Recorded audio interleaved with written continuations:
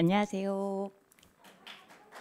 매번 거절을 하다가 너무 떨려서 못 하겠더라고요. 이 자리가 어렸을 때는 이제 아빠가 왜 교회 강단에는 절대 가면 안 되는 곳, 뛰어다니면 안 되는 곳 이렇게 되게 혼났던 기억만 있어서 여기에 쓰는 것 자체가 되게 두렵고 무섭고 이상하게 학교에서 강의를 할 때는 전혀 떨림이 없는데 재직회 때 여기서 발표하는 거 그리고 여기서는 최고입니다. 그래서 지난주 출근길 목사님의 연락을 받고 이제 올 게 왔구나, 드디어 이제 피할 수 없는 간증의 시간이 됐구나 마음을 굳게 먹고 있는데 연락받은 직후 너무 떨린다고 목사님한테 이제 우는 소리를 막 했어요. 목사님 저 안 하면 안 돼요. 그래서 얘기를 했지만 우리 목사님은 얄짤 없으셨어요. 그래서 목사님께서 함께 일주일 동안 이제 기도로 도와주신댔는데 그 덕분에 제가 이 자리에 서게 된 것 같습니다. 우리 성도님들도 올해 가기 전에 우리 왕 언니, 왕 오빠들 옛날 얘기 한번 듣고 싶습니다. 그래서 꼭 간증 부탁드립니다. 목사님 자리죠. 아시다시피 저는 이제 고동훈 장로, 김순애 권사의 둘째 딸, 그리고 정기용 집사의 사랑스러운 반쪽, 혜림이 규현이 우연히 새아이의 엄마 고은실 집사입니다. 제가 엄마 뱃속에 있을 무렵 엄마와 아빠가 저를 위해 새벽 기도에 가서 열심히 기도했다고 하는데 김순애 권사님 새벽 기도에 가서 뭐라고 열심히 기도하셨나요? 기억나세요? 당황스럽나요? 어렸을 때 이제 그런 얘기를 자주 했었던 것 같아요. 은실아, 너 뱃속에 있을 때 엄마랑 아빠랑 새벽 기도에 가서 주님께 간절히 기도를 했는데 뭐라고 했는지 알아? 뭐라고 했는데 주님, 이 뱃속의 아이는 꼭 아들이어야 합니다. 이렇게 엄청난 기도로 저는 아들 같은 딸로 태어났습니다. 아마 아빠의 기도빨은 좀 아니었던 것 같습니다. 저는 신앙 1세대인 아빠 덕에 모태신앙이라는 금배지를 달고 태어났습니다. 누가 종교에 대해 물어보면 당당히 저는 모태신앙이에요 라고 말하고 다녔고 그 말을 듣던 주변 사람들은 너는 절대 교회 다니지 않게 생겼다고 술도 엄청 막 이만큼 먹을 것 같고 막 나이트도 엄청 놀고 어디 가면 진짜 엄청 놀게 생겼다고 그런 제가 모태신앙이라고 하며 안 믿는 사람이 있었던 반면 모태신앙이란 그 단어에 진심으로 부러워하는 사람이 있었던 것 같습니다. 근데 정작 저는 이 모태신앙이란 단어가 정말 제게 값없이 주어진 거라서 그 소정을 모른 채 지내왔던 것 같습니다. 예전에 큰아빠와 고모 그리고 할머니, 아빠가 교회로 인도하고 모두 다 함께 특성을 부리던 어린 시절 주님을 알게 된 아빠가 엄마를 교회로 인도하고 더 나아가 사진에 없는 친척들과 조카까지도 전도를 했습니다. 그리고 집안의 모든 제사를 추도 예외로 바꾼 아빠를 보며 지금 생각해보면 나랐으면 못했을 법한데 참 아빠는 대단하구나 라는 걸 깨달았습니다. 이런 아빠의 열심 덕에 저는 어렸을 때부터 저희 가족은 월요일엔 성교 부흥회 그리고 제주 전 지역을 돌아다녔고 수요일 되면 찬양 예배 그리고 금요일에는 구역 예배, 예전에는 셀 모임이 아니라 아마 구역 예배, 구역 모여서 이렇게 음식도 대접하고 이랬었던 것 같아요. 그리고 주일에는 아침 9시부터 7시까지 아침에 이제 학생 예배 끝나면 성가대 연습하고 끝나면 대예배 끝나면 찬양 예배, 저녁 예배 하루 종일 교회에 있었던 것 같아요. 그래서 하루 종일 교회에서 살았는데 그거에 더하기 매일매일 집에서 가정 예배 추가로 가정 예배도 드리며 자라왔습니다. 그리고 제가 어렸을 때는 주일에는 돈을 쓰면 안 된다고 그렇게 이제 했고 어디 나가게 되면 버스도 타도 안 되는 걸어서 가야 되는 그리고 교회 갈 때는 제일 깨끗한 옷을 먼저 입고 새 옷도 평일에 안 입고 주일날 개시를 해야 됐던 지금 이것도 주중에 엄마랑 같이 옷 산 건데 오늘 개시를 한 이렇게 차려입고 가했으며 용돈을 받거나 세뱃돈을 받으면 11조 생활은 철저히 했는데 이런 아빠의 가르침 아래 태어났을 때부터 저는 모든 사람들이 다 이런 삶을 사는 줄 알았습니다. 근데 아빠의 노력에도 불구하고 저는 그냥 시간 되니 교회 가고 예배 드릴 시간이니 그냥 예배 드리고 성경학교나 선교 집회 부모님이 가라 하니 뭐 제가 자발적으로 가는 게 아니라 가라 하니 가게 되었습니다. 근데 제가 제게 뭔가 그런 가슴 울림이나 그런 기억은 없었던 것 같아요. 늘 당연히 해야 되는 것 생각 갖고 형식적으로 이제 교회를 가다 보니 그래서 그런지 다른 누군가처럼 이제 간절하고 짠한 뭔가 예배에 대한 기대감 이런 게 없이 그냥 교회 출석해야 하나 그냥 교회 집 그런 삶을 살았던 것 같습니다. 그렇게 어린 시절 보내고 2000년도 영시 예배를 시작으로 고동훈 장로님 그리고 백두인 안수 집사님, 김성록 장로님, 고영수 장로님 그리고 김철규 안수 집사님 이렇게 5가정이 목사님과 함께 4층에서 예배를 드리기 시작했습니다. 비록 작은 인원이었지만 그때는 온 가족이 매주 돌아가면서 특송을 부르고 교회에 할 일이 생기면 다들 자기가 먼저 하겠다고 기쁜 마음으로 섬겼습니다. 저 역시 고등부 때부터 황명희 권사님 부장으로 섬기실 때 그 황명희 권사님의 지도 아래 고등학교임에도 불구하고 유아부 교사를 했었고 지금 생각해 보니까 그때 했던 설교가 아직까지 기억에 남는 것 같아요. 그러니까 제가 듣는 것보다 뭔가 준비하면 누구한테 가르치는 자리가 저한테는 되게 더 많이 도움이 됐던 것 같아요. 그리고 더 나아가 아빠의 지도 아래 유초등부 교사로 섬겼습니다. 이후에 백선행 집사님 지도 아래 열심히 청년회 활동도 하고 그리고 실력은 없지만 찬양팀에서 반주로 섬기며 지내왔습니다.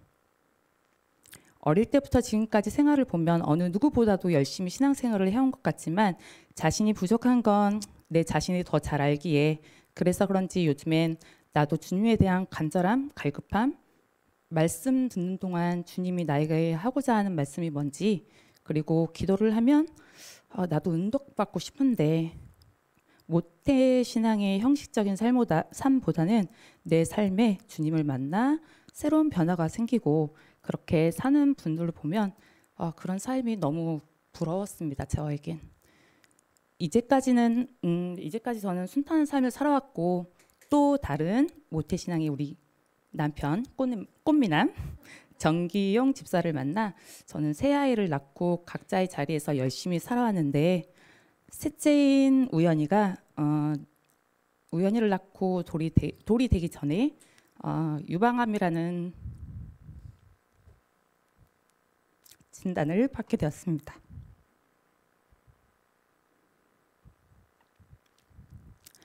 38세였던 젊은 나이에 암이란 질병이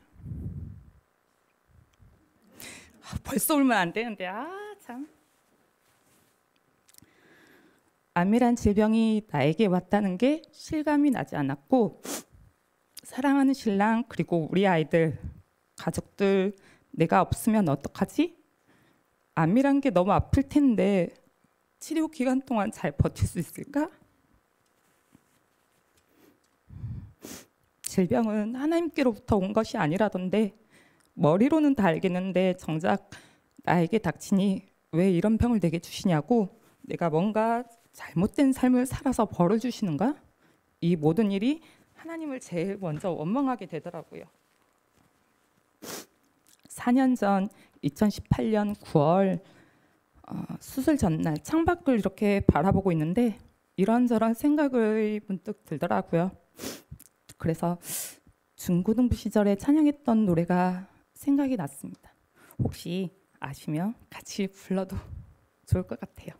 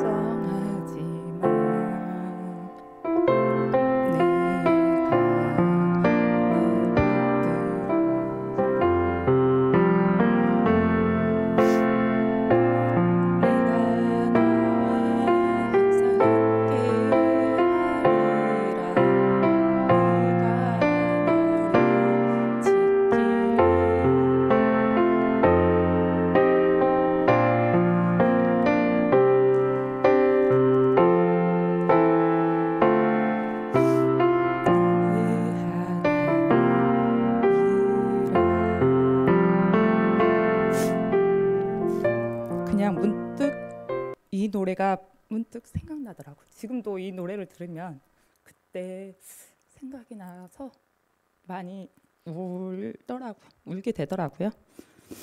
이 노래를 부르며 한껏 눈물을 흘리고 나니 무섭고 불안했던 마음이 사라지고 놀라울 정도로 내 마음에 평안함이 왔습니다. 다음 날 새벽 6시부터 간호사들은 분주히 나의 몸에 수술에 필요한 의료 행위를 했고 새벽부터 걱정되었는지 병원에 오신 부모님 차마 나의 모습을 못 보고 아이랑 대화만 하며 먼 산을 보시더라고요. 그런데 이상하게 수술 당일 저는 걱정, 두려움, 떨림 전혀 없고 너무 편안하게 있었습니다. 수술 마치 직전 의사 선생님과 간호사 선생님과 말장난을 치는데 수술대에 누워 이렇게 편하게 말하는 환자는 처음이라면서 덕분에 수술 시간 길어졌다며 이제 그만 마취하겠다고 좀 잘하고 하더라고요.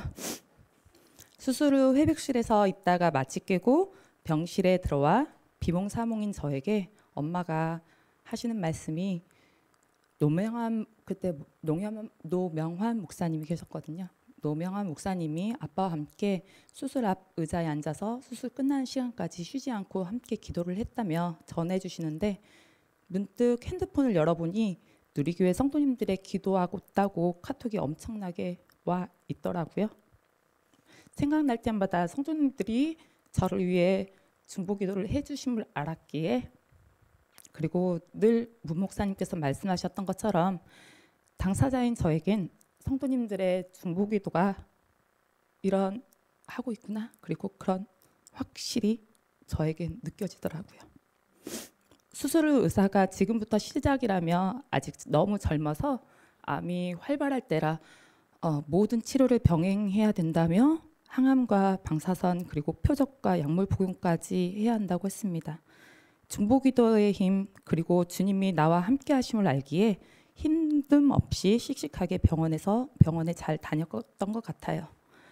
항암 주사 맞을 때도 저는 구역, 구토 전혀 없이 되려 엄마가 해주는 밥 너무 잘 먹어서 열심히 뺐던 살 다시 찌고 있었고 표적 치료와 호르몬 치료도 수술 때 쓰는 대바늘의 굵기가 한 10배 정도 되는 사이즈를 허벅지에 주사를 넣었는데 다리가 끊어질 듯한 통증이었지만 그 역시 잘 이겨냈고 일과 육아로 지친 육체는 덕분에 하루 종일 잠만 잔 기억밖에 지금은 나지 않습니다.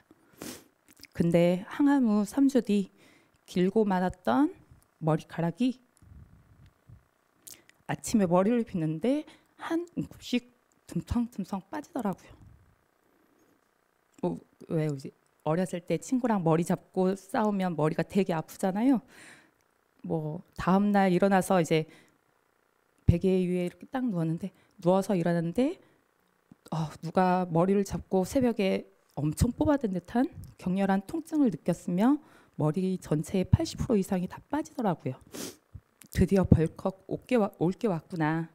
또다시 어떻게 헤쳐나가지 하는 걱정 밤, 두려운 밤이 생기더라고요. 왜냐면 나도 여자인지라 각종 치료는 다 참을 수 있었지만 외모에 눈에 보이니 데미지가 너무 크더라고요. 매일 아침 일어나면 베개에 수북히 쌓여있는 머리카락을 치우는 게 안쓰러웠는지 어느 날 저녁 신랑이 장난스레 야 우리 머리 한번 밀어볼까? 그 마음이 어떤 마음으로 한 말인지 알기에 나도 웃으면서 헤이 그러자 그랬고 둘은 화장실에 가서 규현이 어렸을 적 잘라주던 바리칸 기계로 나머지 머리카락을 곱게 물어주던 신랑 얼굴을 거울로 보니 그땐 참 힘이 들더라고요. 그렇게 항암 6번이 끝나고 이후 38번의 방사선 치료를 매일 아침 9시에 제대병원으로 출근 도장을 찍으면서 치료를 받았습니다. 어느 정도 활동이 가능하자 가발을 쓰고 다시 일상으로 복귀 후 출근도 하고 육아도 열심히 하면서 살아왔습니다. 이후 2년간 표적 치료와 약물 치료를 병행했는데 중간에 정밀 검사 중에 자궁의 혹을 발견하게 되었습니다. 여성 호르몬 치료 중이었기 때문에 치료의 부작용이 여성의 장기에서 나타날 수 있다고 사전에 미리 고지를 받았었고 혹시 모를 전이가 됐을 가능성을 염두해서 급히 수술을 하게 되었습니다. 또 한 번의 수술 잠시 긴장한 적도 있었지만 그때는 지난번과 달리 되려 코로나가 정말 심했었거든요. 그래서 코로나로 인해서 5인실을 1일로 쓸 수 있었음에 저는 감사를 했었고, 뭔가 소홀해질 쯤 경각심을 일깨워줌에 감사, 그리고 기도와 말씀으로 위로해주는 이가 있음에 감사, 마음의 평온함을 주심에 감사, 이렇게 구하는 것보다 감사하는 표현을 하게 되는 저를 보았습니다. 수술 일정이 잡히고 수술전 전날 임병현 목사님께서 카톡을 보내주셨습니다. 은실 집사님, 하나님께서 주신 마음 나누려고 합니다. 질병은 하나님께서로부터 오는 게 아닙니다. 그러니 하나님을 원망하지 마세요. 하나님은 모든 일을 합력해서 선을 이루신다는 것입니다. 그래서 하나님이 이 일을 통해 무엇을 말씀하시는지 배우는 게 중요합니다. 그리고 하나님께서 집사님을 사랑하신다는 것입니다. 이 일을 통해 하나님의 사랑을 깊이 경험하게 될 것입니다. 암에 걸리면 모두 죽는 것도 아니고 다른 장기로 전이되진 않을까 걱정도 있겠지만, 치료 기간 동안은 힘들겠지만 하나님을 의지하며 참고 이겨내시길 기도합니다. 집사님 주변에는 집사님을 사랑하고 함께 기도해 주시는 분들이 많이 있기에 꼭 기억하세요 라며 카톡을 보내주셨습니다. 목사님이 보내주신 이 글을 읽으면서 다시 한번 내 삶을 돌아보게 되었고, 이사야 41장 10절, 두려워 말라 내가 너와 함께함이라, 놀라지 말라 나는 내 하나님이 됨이라, 내가 너를 굳세게 하리라, 참으로 너를 도와주리라, 참으로 나의 오른손으로 너를 붙들리라. 지금도 주님은 고은 씨를 사랑하사 그리고 항상 함께 하심을 알기에 많이 부족하고 연약하지만 목사님 말씀처럼 이 일을 통해 하나님이 정말 내게 무엇을 말씀하시는지, 또한 내가 변화되는 삶을 살 수 있길 원하고 바라고 기도하는 마음이 간절해졌습니다. 이후 교회에서 진행되는 티타임을 신청을 했고, 정경 집사와 함께 매주 수요일 저녁 7시 목양실에서 양육교제를 갖고 서로 자기 안에 함께하는 주님을 알아가고 나누는 시간을 가졌습니다. 한 주 한 주 양육교제 주제대로 삶을 나누고 적용해가며 조금씩 변화되어지는 내 모습을 보게 되었습니다. 하루 동안 10분이라는 시간을 정해놓고 기도해보자라는 목사님의 미션이 주어진 한 주, 신랑이 아침에 알람 소리에 일어나 벌떡 침대에 앉더니 자꾸 궁시렁궁시렁 이렇게 궁시렁궁시렁 잠꼬대 하는 줄 알았어요. 몽유병 잠꼬대 하는 줄 알았는데 나중에 자세히 들어보니 기도를 하고 있더라고요. 다음 날 그리고 또 다음 날 역시. 그래서 오, 정기용 대단한데 칭찬도 했지만 이제는 칭찬만 할 게 아니라 나도 함께 해야지라는 다짐 아래 저는 아침 출근 전 열심히 기도를 했고 전심을 다해 기도를 했는데 눈을 떠보니 맙소사 2분도 채 지나지 않았습니다. 열심히 기도했고 출근 시간이 늦어질까 봐 나는 분명히 30분 정도 된 것 같은데 2분도 채 안 된 상황이니 다음 날엔 안 되겠다 싶어서 늘 이제 나를 위한 기도여서 짤막했나? 내 기도 안에 이제는 가족들 기도도 하고 친척들 기도도 하고 우리 교회 성도님들, 아픈 성도님들을 위해 기도도 하고 나중엔 우리나라 그리고 세계 열방까지 총동원해서 기도하게 되는, 이렇게 매일매일 조금씩 기도하다 보니 미션으로 시작된 기도가 구하는 기도보단 감사의 기도를 더하게 되는 저를 보았습니다. 또한 어느 한 주는 기도를 열심히 하는데 저는 하나님의 음성을 들어본 적이 없던 것 같아요 라는 질문에 목사님께서 말씀해 주시길 하나님과 대화를 원하면 성경책을 읽어라. 성경책 안에 하나님께서 나에게 하시려는 말씀이 다 있다고 하시더라고요. 안 그래도 예전부터 마음 먹고 읽어볼까 하고 책을 펴면 창세기부터 읽다가 해지면 잠시 접어뒀다가 어느 순간 또 읽어볼까? 그러면 또 창세기. 그러고 마음 먹고 펼치면 늘 창세기. 이렇게 해서 창세기에서 벗어나지를 못했던 저였습니다. 그러던 어느 날 셀 모임 진행 중에 화평셀 모임 중에 우리도 함께 성경 한번 읽어보자. 그리고 하루에 한 장씩 읽고 인증샷 한번 찍어서 보내보자라는 정경 집사의 조언 아래 무심코 시작한 성경 읽기가 함께라서 이 힘이 2배가 되는지 셀론들과 지금까지도 성경 읽기를 진행하고 있습니다. 참고로 저희 정경 집사도 성경책을 안 읽어봤다고 했는데 이번에 1통독을 끝냈다고 하더라고요. 그래서 2통독을 시작하면서 한독 쏜다고 했는데 아직까지 얻어먹지 못했거든요. 그래서 제가 이거를 작성하면서 오늘 쏠 거라 믿습니다. 이렇게 하고 얘기를 하고 마치려고 했는데 보니까 저희 셀원들이 아무도 없어요. 그래서 다음에 꼭 쏘는 걸로. 그래서 성경 앞쪽은 늘 반복 읽고 실패. 이번에는 믿음 집사님의 추천으로 로마서부터 시작해 현재 베드로 후서까지 읽기 시작했고 이젠 습관처럼 아침에는 성경 읽기를 하는 내가 되었습니다. 행여 깜빡하고 잊을 때면 셀런들의 인증샷으로 성경책 하며 바로 성경책을 펴서 읽는 제가 되었습니다. 매일 저녁 신랑과 함께 운동을 가며 이런저런 세상 얘기를 나누던 저희 부부가 어느 순간 세상 이야기를 나누는 게 아닌 교회 밴드에 올라오는 목사님의 새벽기도 말씀을 들으면서 이렇게라도 새벽기도에 참여하는 부부로 변화가 되었고 1년에 한두 번은 금요 회유 예배를 참석해보자라는 기용 집사님의 여름부터 시작된 집요한 꼬심이었거든요. 근데 엊그제 새아이를 친정에 맡겨 엄마 찬스 쓰고 참석해 보았습니다. 티타임 중에서 목사님께서 했던 말씀처럼 기대하는 마음으로 갖고 예배를 드렸는데 중간중간 나도 모르게 주체 없이 흐르는 눈물 그리고 뭔가 위로받는 느낌? 가슴이 뻥 뚫리는 기분?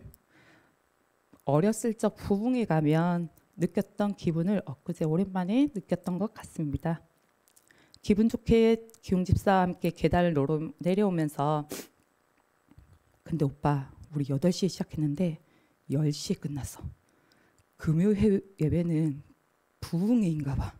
대박. 2시간 넘어. 완전 대박. 시간이 금세 가긴 하는데 회유 모임 올 때는 꼭 친정 찬스를 써야 될 것 같아. 2시간, 다음엔 2시간 반이 될지도 몰라. 하며 서로 낄낄대며 내려왔습니다. 조금씩 변화되어 보려고 했던 일들이 혼자 있으면 아마 하지 못했을 법한데 옆에서 함께 해준 신랑이 있어서 가능했고 아빠는 1년에 성경책을 4번 읽는다고 하지만 나는 그렇게 못해도 우리 셀론들과 함께라서 이젠 하루에 한 장은 읽는 내가 되었고 봉사부에서 10여 년을 즐겁게 일하시는 엄마 교회 일을 섬길 땐 불평불만보단 항상 감사한 마음으로 하라며 아예 불평할 거면 아예 하지도 말라고 하셨는데 그에 따라 유치부 교사로 섬기면서 유치부 선생님들과 함께라 저 역시 감사하며 섬길 수 있었던 것 같습니다. 더군다나 힘들고 아팠던 시기에 저를 위해 성도님들이 함께 기도해 주신 덕에 힘든 시간을 잘 이겨내온 것 같습니다. 늘 감사하는 마음으로 지내고 있습니다. 목사님 덕분에 간증을 준비하면서 예전에 느꼈던 기억, 아팠을 때 그때 나의 느꼈던 마음 다시 되새겨보고 한층 더 성장하는 내가 되었고 이 자리를 빌어 성도님들께 고맙다고 전하려 합니다. 늘 사랑하고 고맙습니다.